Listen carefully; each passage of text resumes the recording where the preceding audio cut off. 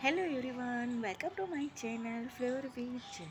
આજે હું તમારી જોડે છોલે કુલચેની રેસીપી લઈને આવી છું. નો ઓનિયનનો ગાર્લિકવાળા છોલે થશે અને કુલચી હું ઘઉંના લોટમાંથી બનાવવાની છું. બહુ જ ફાઇન અને એકદમ ટેસ્ટફુલ આ છોલે કુલચી થશે. તો જો તમે લોકો હજી સુધી મારી ચેનલને સબસ્ક્રાઈબ ના કરી હોય તો કરી લેજો, એટલે બધા વિડીયો તમે લોકો મારા ઇઝીલી જોઈ શકો. છોલે કુલચી બનાવવા માટે પહેલાં કુલચી આપણે બનાવીશું. તેના માટે એક મોટી વાટકી ભરીને મેં ઘઉંનો ઝીણો લોટ લીધો હતો. તેની અંદર 4 ચમચી ભરીને મિલ્ક પાવડર એડ કરવાનો છે. 4 tablespoon milk powder, half teaspoon baking soda અને મીઠું ટેસ્ટ મુજબ લેવાનું છે. એક નાની ચમચી જેટલું મીઠું એડ કરી બધું પહેલાં મિક્સ કરી લેવાનું છે.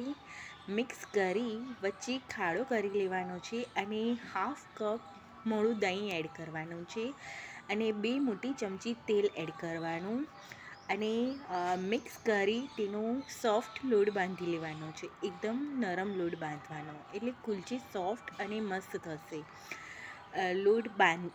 સરસ રીતે લોટ બાંધી પછી તેલવાળો હાથ લગાડી લોટને રેસ્ટ આપી દેવાનો. થોડીક વાર લોટને રેસ્ટ આપી દેવાનો એટલે સેટ થઈ જશે કુલચીનો લોટ. હવે છોલે બનાવવા માટે પહેલાં ટામેટાની પ્યુરી કરીશું. તેના માટે 3 મીડિયમ સાઇઝના ટામેટામાં એક મોળું મરચું અને તીખું મરચું અને એક આદુનો મીડિયમ સાઇઝનો ટુકડો ઝીણો કટ કરી લીધું હતું.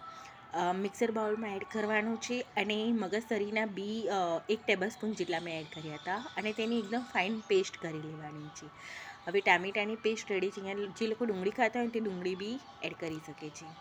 હવે એક બાઉલમાં હાફ ચમચી ગરમ મસાલો, એક આખી ચમચી કાશ્મીરી લાલ મરચું પાવડર, 1 ચમચી ધાણા જીરું પાવડર, હાફ ચમચી શેકેલા જીરુંનો પાવડર, હળદર અને છોલે ચણાનો જે મસાલો હોય છે ને શ્રીહરિનો, તે 2 ચમચી જેટલો મેં એડ કર્યો હતો. આખી 2 ચમચી મીઠું 1 ચમચી જેટલું એડ કરવાનું છે અને બધું મિક્સ કરી પાણી એડ કરી આની ફાઇન પેસ્ટ બનાવી લેવાની છે.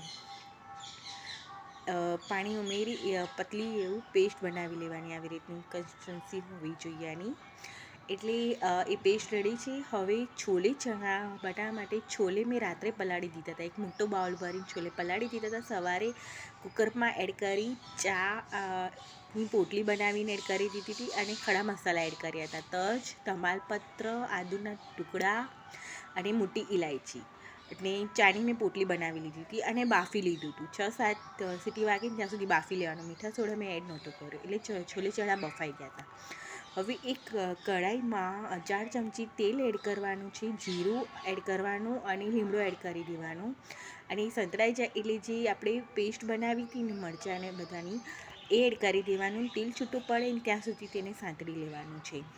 તેલ છૂટું પડે પછી તેમાં જે ટામેટાની પ્યુરી કરી હતી ને તે એડ કરી દેવાની ને તેને બી કૂક કરી લેવાનું. ઢાંકીને 15 મિનિટ મેં કૂક કરી લીધી. તેલ છૂટું પડે ને ત્યાં સુધી તેને કૂક કરવાનું, સાંતળી લેવાનું. હવે તેલ છૂટું પડ્યું પછી તેમાં જે છોલે ચણા બાફ્યા હતા ને તે બધા એડ કરી દેવાના અને તેને બી કૂક કરી લેવાનું. થોડીક વાર કૂક કરી લેવાનું એટલે સરસ થઈ જશે.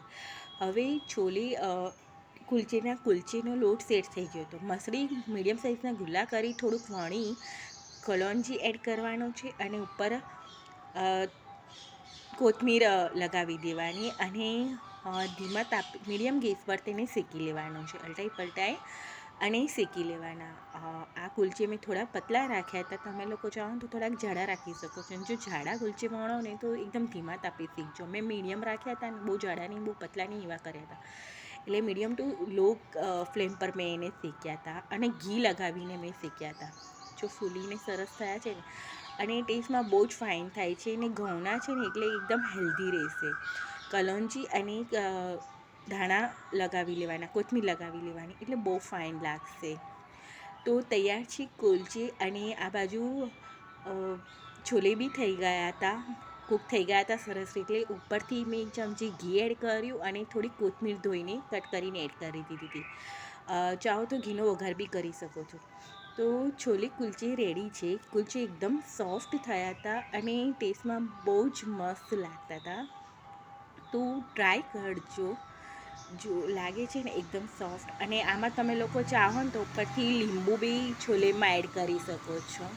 એક બાઈટ ભરીને ઉપર લીંબુ લગાવી લેવાનું એટલે બહુ જ મસ્ત લાગશે, એકદમ ટેસ્ટફુલ. જૈનમાં બી છોલે બહુ જ ફાઇન થાય છે, તો ટ્રાય કરજો. અને જો મારા વિડીયોઝ ગમતા હોય તો મારી ચેનલને લાઈક સબસ્ક્રાઈબ કરવાનું ના ભૂલતા. Thank you for watching. મળીએ નેક્સ્ટ વિડીયોમાં. બાય.